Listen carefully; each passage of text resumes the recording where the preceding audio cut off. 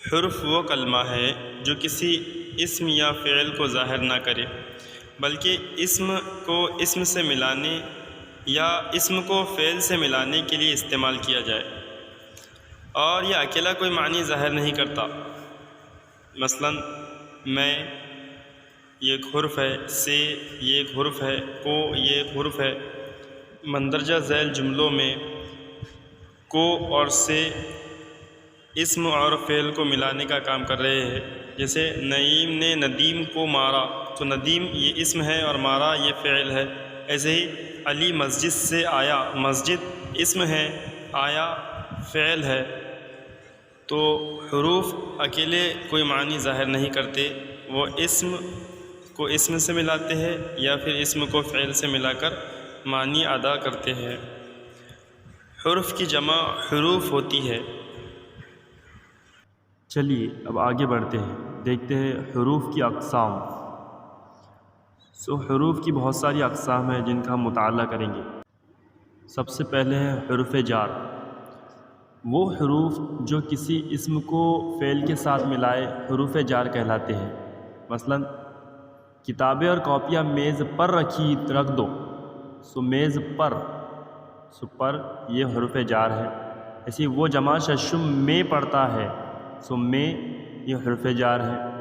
اس کو انگریزی میں ہم پریپوزیشنز کہتے ہیں۔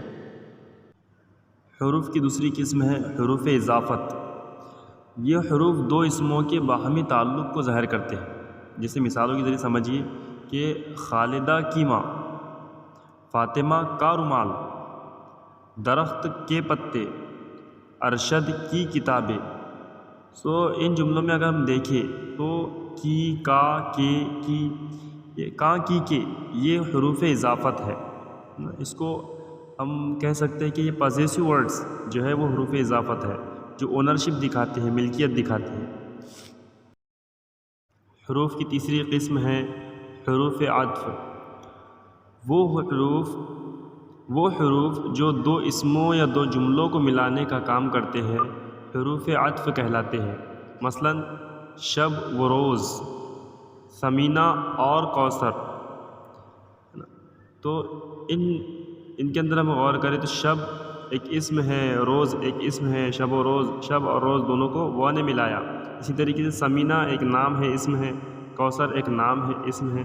ان کو ملانے کا کام کیا ہے اور نے، اس لیے اور حروف عطف ہے۔ ایسے ہی نیچے مثالیں دیکھیے، تم فیصلہ آباد جا رہے تھے پھر واپس آ گئے، تو تم فیصلہ آباد جا رہے تھے یہ ایک جملہ ہے، اور واپس آ گئے یہ ایک جملہ ہے۔ دونوں کو ملانے کا کام کیا پھر نے، اس لیے پھر حروف عطف ہے۔ دوسری مثال دیکھیے حروف عطف کی، تم بھی مجھے جھوٹا کہہ رہے ہو۔ اس جملے میں بھی یہ حروف عطف ہے۔ دونوں جملوں کے اندر، ان اوپر کے جملوں کے اندر پھر اور بھی یہ حروف عطف ہے، اور دو اسموں کو جوڑنے کے لیے ہم نے حروف عطف و کا استعمال کیا تھا۔ وہ یعنی واو صرف فارسی اور عربی کے الفاظ کو ملاتا ہے۔ اگر ایک لفظ ہندی اور دوسرا عربی یا فارسی کا ہو تو حروف عطف و استعمال نہیں ہو سکتا، اس لیے چیخ و پکار اور دن و رات غلط مرکبات ہے۔ حروف کی چوتھی قسم ہے ندا، حروف ندا۔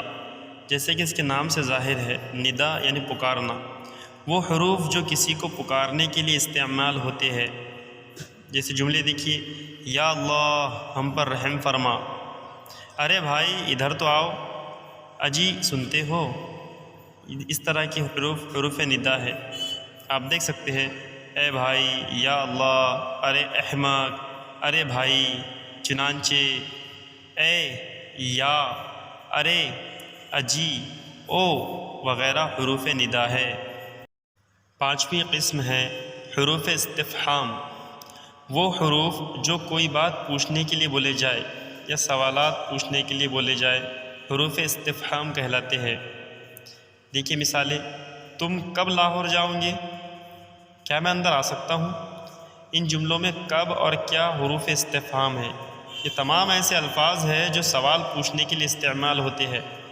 حروف استفہام کیا کیا ہے دیکھیے، کیا، کیوں، کیسے، کون، کیوں کر، کس طرح، کیسا، کس لیے، کس قدر، کتنا، یہ سب حروف استفہام ہیں۔ چلیے حروف کی چھٹی قسم دیکھتے ہیں، حروف تشبیہ۔ وہ حروف جو کسی دوسری چیز کے مانند قرار دینے میں استعمال ہو، یعنی کسی چیز کو کسی چیز کے جیسا بتانے میں استعمال ہونے والے حروف حروف تشبیہ کہلاتے ہیں۔ وہ کون کون سے ہیں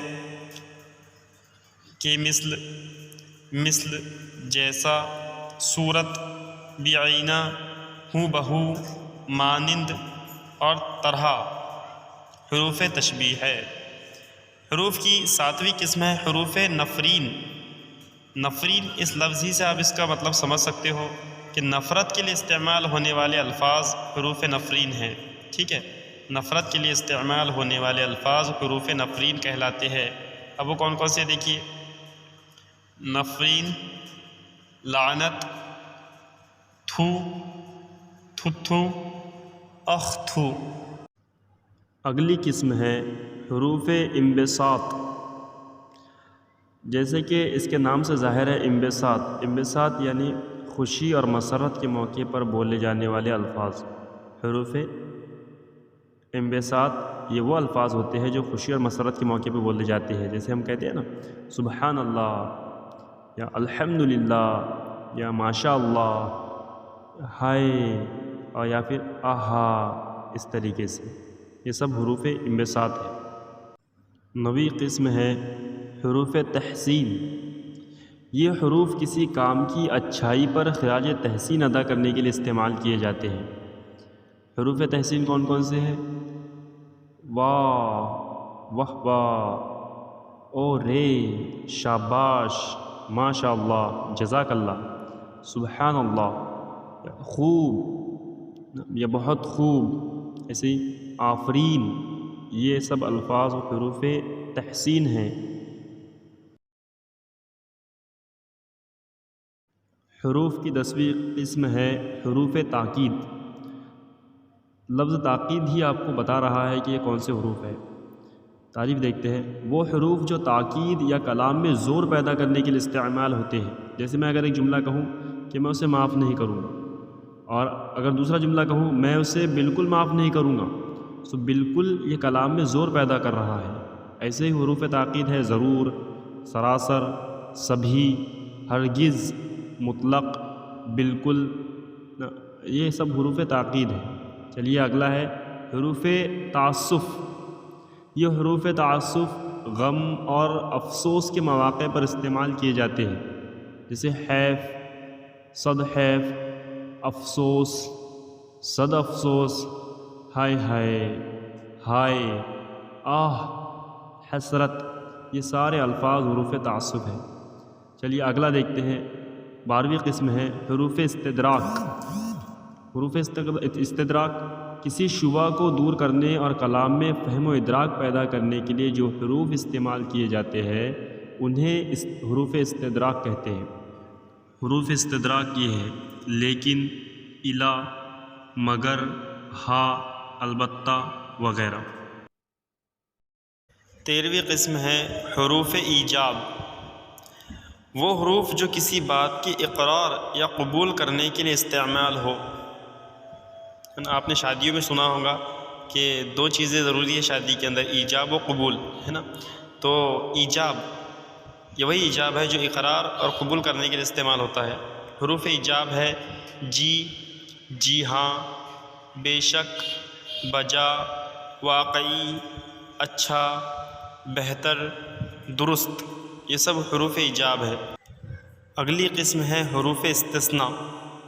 وہ الفاظ جو ایک چیز کو دوسری چیز سے الگ کرے حروف استثناء کہلاتے ہیں، جیسے جز، بجز، الا، سوا، لیکن، تاکہ، اس لیے کہ، لہٰذا، یہ سب حروف استثناء ہیں۔